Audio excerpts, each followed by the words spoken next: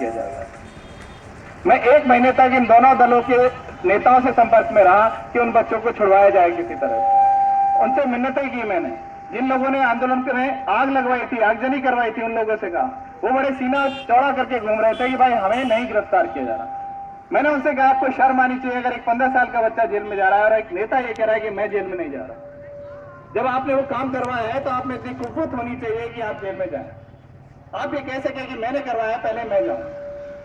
मुझे ये बात बहुत चुभी, ये बहुत पीड़ा हुई और अंत में मैंने निर्णय लिया कि बच्चे अगर होली अपने जेल में मनाएंगे तो मैं कैसे होली अपने घर पे मनाऊंगा, कैसे मैं मिठाई खाऊंगा, कैसे मैं रंगों से खेलूंगा। इन सभी चीजों को लेकर हमने एक निर्णय लिया, समाज के कुछ लोगों को बुलाया जो गैर राजनीतिक है, बिल्कुल गैर राजनीतिक बात कही हम लोगों ने, और इस मुद्दे पे हम आगे बढ़े।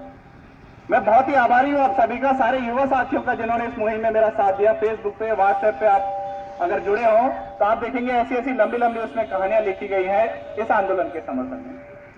उनकी कुछ मजबूरियां हो सकती है कि वो यहाँ नहीं आ पाए सभी, पर एक जन भावना जरूर पैदा हुई और इस वजह से एक लगाम ये भी लगी कि जो आगे गिरफ्तारी होने वाली थी, इसमें कभी 29 बच्चे नहीं है, कम से कम 400-500 बच्चों के नाम लिखाए गए, अंधाधुंध नाम लिखाए गए, 14-14, 15-15 जगह उन पर केसेस दर्ज किए गए, वो गिरफ्तारियां रुकी।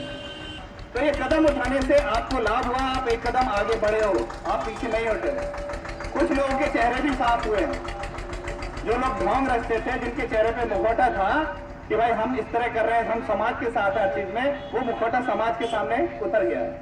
अब उनके असली रंग दिख रहे हैं कि वो झूठ बोल रहे हैं, समाज को भ्रमित कर रहे हैं। तो मेरा तो समाज से यही कहना है, मैं कुछ भी नहीं हूं, मेरी कोई औकात नहीं है।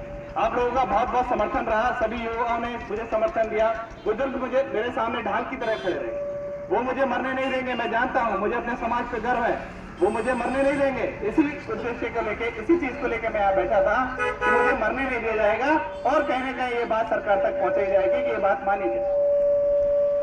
सरकार की तरफ से आश्वासन ये आया है कि वो हमें 27-28 के बाद जैसे भी दादाजी डिसाइड करते हैं उस दिन हम जाएंगे, यहाँ से प्रतिनिधिमंडल जाएगा और वो कह रहे हैं कि इन केसेस को वापस लेने की जो कवायद है उसके लिए सरकार प्रतिबद्ध है। अगर वो ये प्रतिबद्धता दिखाते हैं तो निश्चित रूप से हम एक कदम आगे बढ़े हैं, उन बच्चों के साथ खड़े, समाज के साथ खड़े। हो सकता है हम किसी राजनीतिक दल के साथ ना खड़े हो, पर हम समाज के साथ खड़े हुए हैं। तो मेरा आप सभी से बहुत बहुत धन्यवाद इस बात के लिए।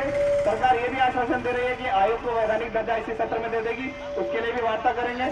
तो हम जल्दी से जल्दी, हम तो आपके आशीर्वाद से, आप लोगों की आज्ञा से, जो आपका आदेश है, जो ये पंचायत डिसाइड करेगी, हम उसको मानने को तैयार हैं। राम राम साहब।